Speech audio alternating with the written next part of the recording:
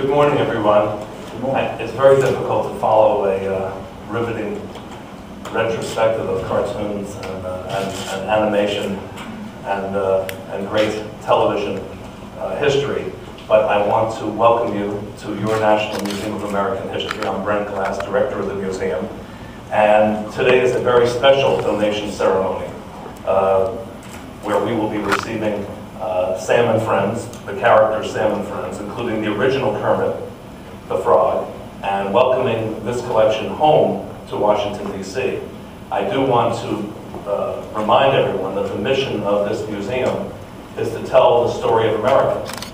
And we do that through our research, through our collections, through our exhibitions, our public programs, our websites, our publications. And I always remind people at an event like this that we are in the forever business here at the Smithsonian. So receiving this collection into the national collection, even though it has great local importance and has great local associations with people who've grown up in Washington, D.C., this is really coming into the national and international collection forever. And we take that responsibility seriously. We are very pleased to welcome Jane Henson back to the museum, to thank you and your family, Jane, for this very wonderful donation to the National Collection. Jane is the co-founder of the Muppets and founder and board member of the Jim Henson Legacy. So it's wonderful to have you again with us. And we were just talking before the ceremony that was about 4 years ago or 5 years ago that we met, and began talking about this, and actually the conversations about the relationship with the Henson legacy go back over a decade. So this is a big moment for the museum. I also want to recognize a number of individuals associated with the Jim Henson Legacy. Bonnie Erickson, who was president of the Jim Henson Legacy, and artist, designer, and builder of some of the most famous Muppets, including Miss Piggy, Statler, and Waldorf. Welcome, Bonnie. Arthur Novell. I guess Arthur would be called the sage in residence and director of the Jim Henson Legacy. Public relations firm, represented the Jim Henson Company for more than 20 years. Arthur, great to see you again. Welcome back. Karen Falk, is Karen here? Archivist for the Jim Henson Company and trustee of the Jim Henson Legacy. And also Al Gottesman. Al, I thought I saw Al here. Welcome, Al, President Emeritus of the Jim Henson Legacy and former General Legal Counselor for the Jim Henson Company. These are all people who I've gotten to know over the last several years, and it's great to have you back in your National Museum of American History. Also with us today is someone we're trying to get him to loosen up a little bit and get out of his shell, Willard Scott, who's here, whose relationship with Jim and Jane Henson go back to 1953, when they started working together on a Washington area radio show. And also Willard worked with Ed Walker. Many of you know he's still on broadcasting here in Washington. They were known as the Joy Boys. And so welcome, Willard. Great to see you again. You know, puppetry is one of the oldest forms of entertainment and also of expression. And I was thinking about the fact that in our military history gallery, The Price of Freedom, Americans of War, one of the first things you see is a puppet show, in which was a form of information sharing in the 18th century. And so puppetry is really important to this museum in telling the story of America. And we have a very respected puppet collection. Sam and Friends are an ingenious and creative characters who will add a spark of humor and imagination to our museum. They are joining several other Henson creations, including an updated Kermit from 1969 and Oscar the Grouch with his trash can, that are all part of our collection today. The puppets in our collection are wide-ranging. How many of you remember Howdy Doody? We have Howdy Doody. How many of you remember Charlie McCarthy? Edgar Bergen's Charlie McCarthy. Bob from the ABC TV show Soap is part of our collection. And we have some puppets from the 1890s, I'm told, that were used by an itinerant preacher who was using puppets to counsel people against alcohol abuse, trying to use puppets to make that, or maybe the Henson collection, I guess, Henson Legacy. Arthur didn't happen to see that show. With these puppets, we provide insights into American identity, and we also explore entertainment and popular culture throughout our history. And Jim Henson embodied the innovation and ingenuity that are inherent in American culture. Beyond the entertainment value, Henson's creations helped educate and helped inform his audiences. And they continue to influence us today, especially young people. So it isn't just the entertainment value that we're talking about as far as the importance of this collection.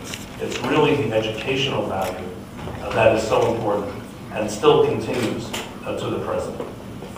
Sam and Friends will go on exhibition in our third floor Popular Culture Gallery when we expand that gallery in November, along with the 1969 Kermit the Frog and several other favorites of popular culture, entertainment, music, and sports.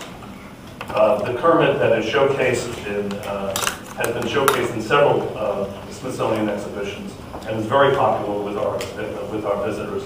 And I know that Sam and Friends will be very well received by the public when they go on view. We are very pleased that in the past 2 years, since we reopened the museum, we now have 4.2 million visitors per year coming to American history. And that those visitors come from every state in the country and from all over the world. And these characters, these puppets, are known all over the world, and I know they will be delighted to see them. I often say that we have a world-class museum. We have a great location here on the National Mall. We have an outstanding collection. We have dedicated visitors, and we're one of the most popular history museums in the country. But we also have an amazingly dedicated and competent and professional staff. And without this staff, we would not be the museum that we are today. And there were 2 staff members who, in particular, really worked with the Henson collection over a dozen years. Catherine Purge, who heads our exhibitions program. Catherine, thank you for your great work.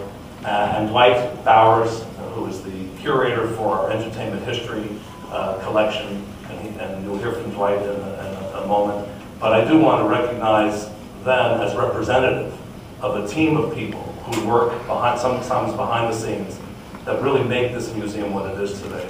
And I'm just really grateful for their dedication and their great professionalism. So please welcome Dwight Bowers.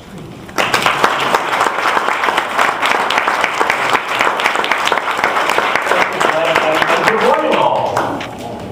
Thank you for being with us today. I'd especially like to thank Jane Henson, with whom we've had a long friendship, and her family for this splendid gift to the National Collections, and I think that deserves some applause.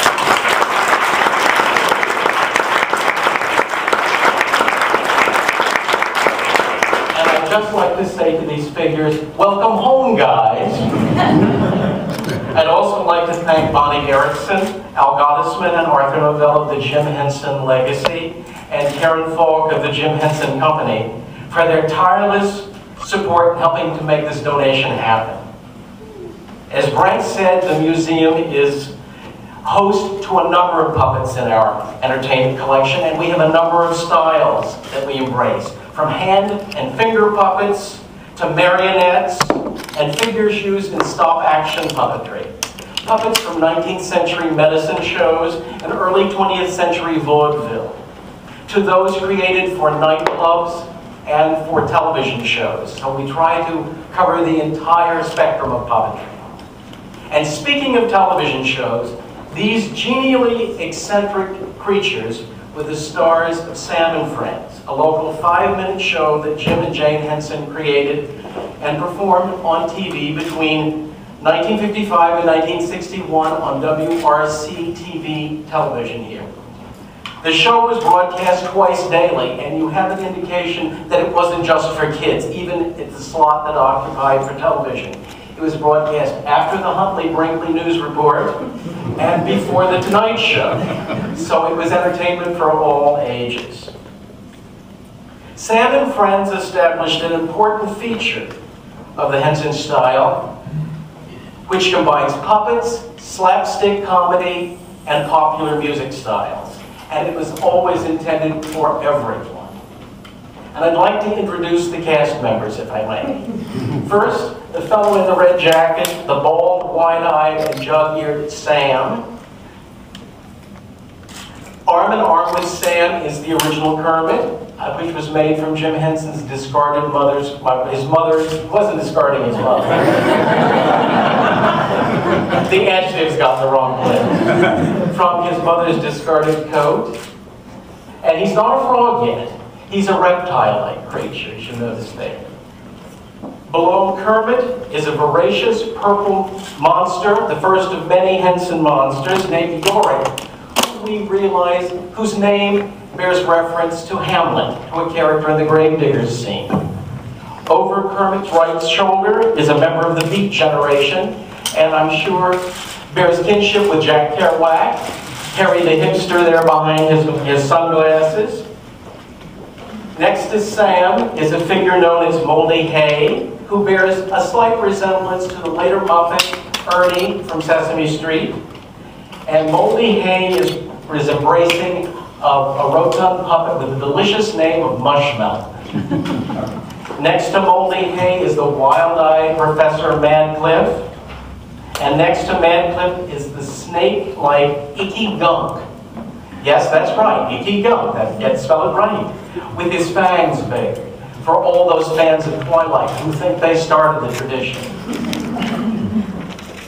The forlorn-faced figure with the hat standing above Icky Gunk is a character known as Chicken Liver. And finally, next to him is Pierre, the oldest surviving puppet creation of Jim Henson.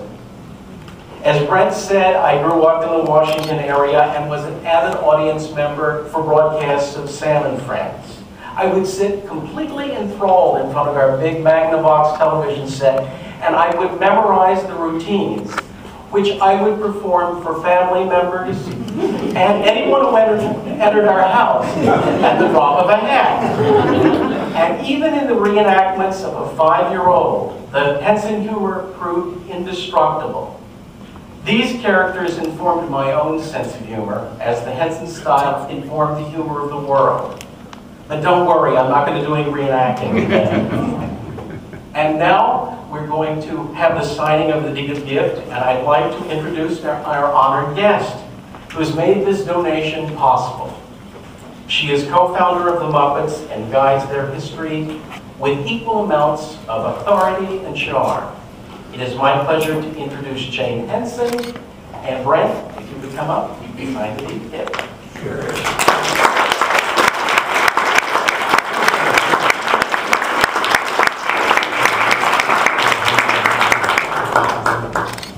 We're going to sign, and then I'd like you to say the words if you can. Right here.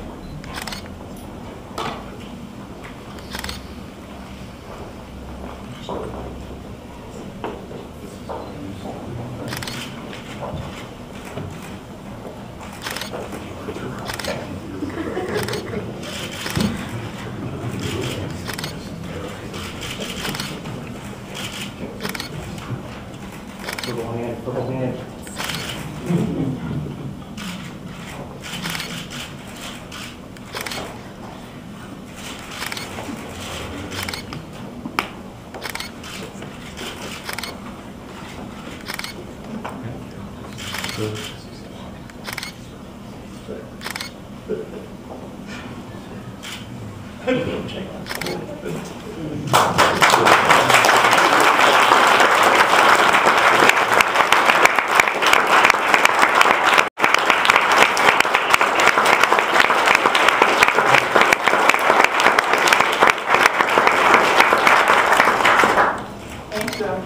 I'm sure the guys are really, really pleased to be here.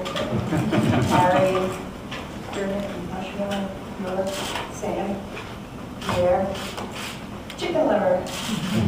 He looks like a chicken liver there. Professor Madcliffe and Icky Gunk. It's great to have you. I'm sure that Jim would have been so pleased to know that they had comfort to live. Now, Jim made all of these puppets when he was a teenager, or I guess slightly into his 20s, except for Mushmillan, and I made Mushmillan funny.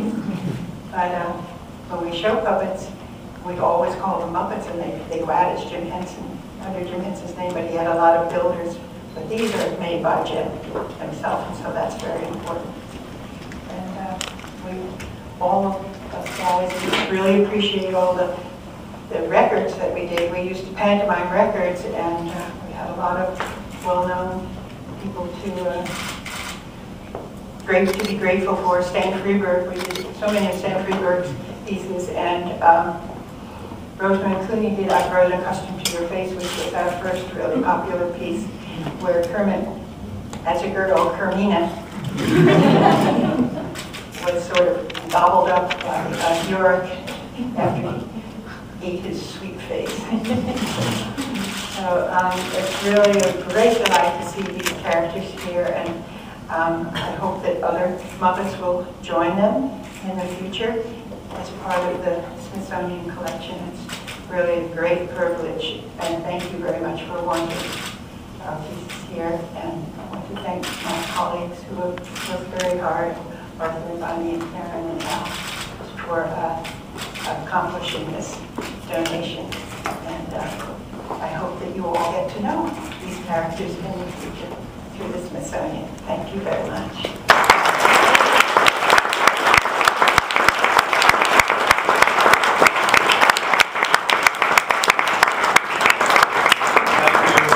Thank you, Jane, very much, and you'll have a chance to, Jane will be available for comments and questions and photographs following the ceremony, but I would like to, before we close, ask Willard Scott if you have a few words to say about your association with this great enterprise. Willard?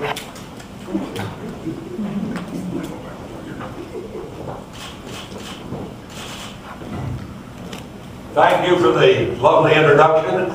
And I always felt, I think I said this the last time, Jane and I and the Muppets would end up in a museum someday.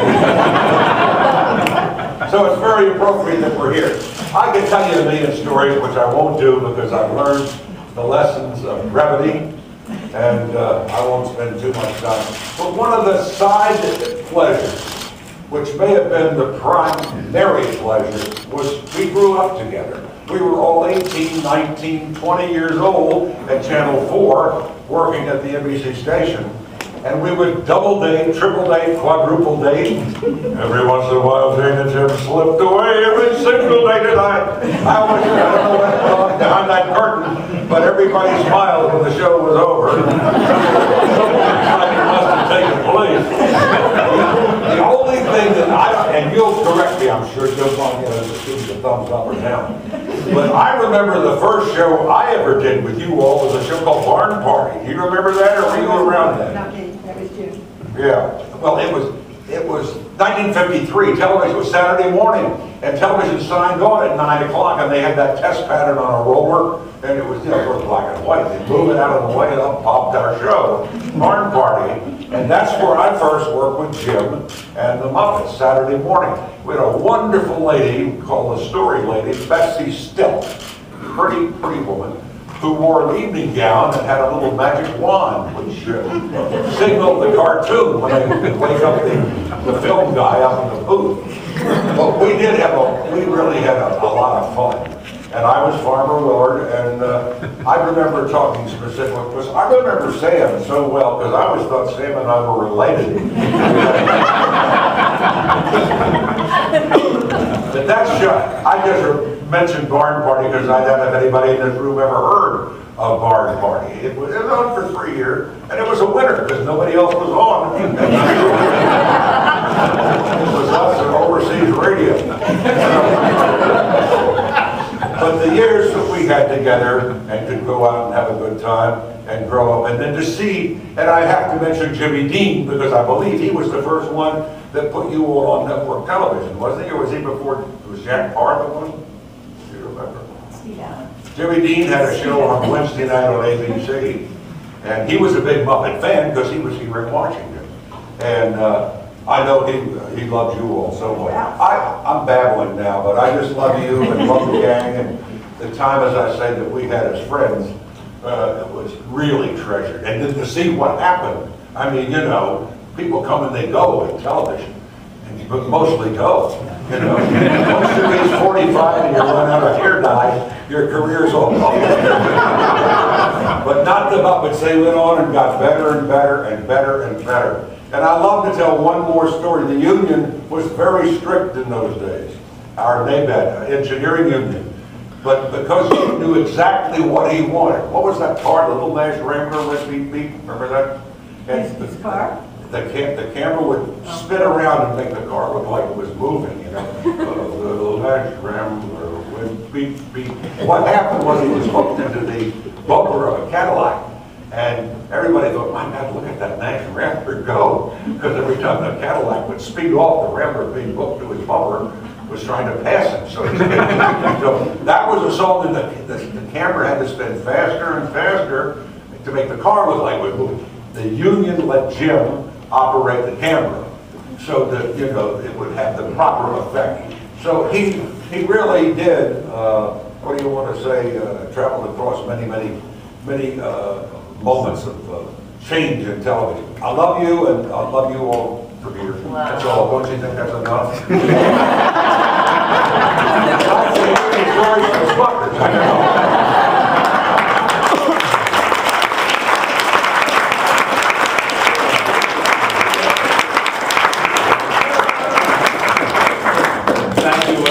Dave, thank you again very, very much. Arthur, Al, Bonnie, Karen. It's just great to have you back. And I think it's important that, you know, we do a lot of serious things in the museum, and actually I think there's a serious message in the story of the Henson legacy as far as the impact on education, and never forget the influence on children all over the world. But it's also important to have some fun, and that's what we are celebrating here today. So thank you all for being here today. I know Jane will be available for photographs and for interviews. This concludes our ceremony. Thank you, Dwight.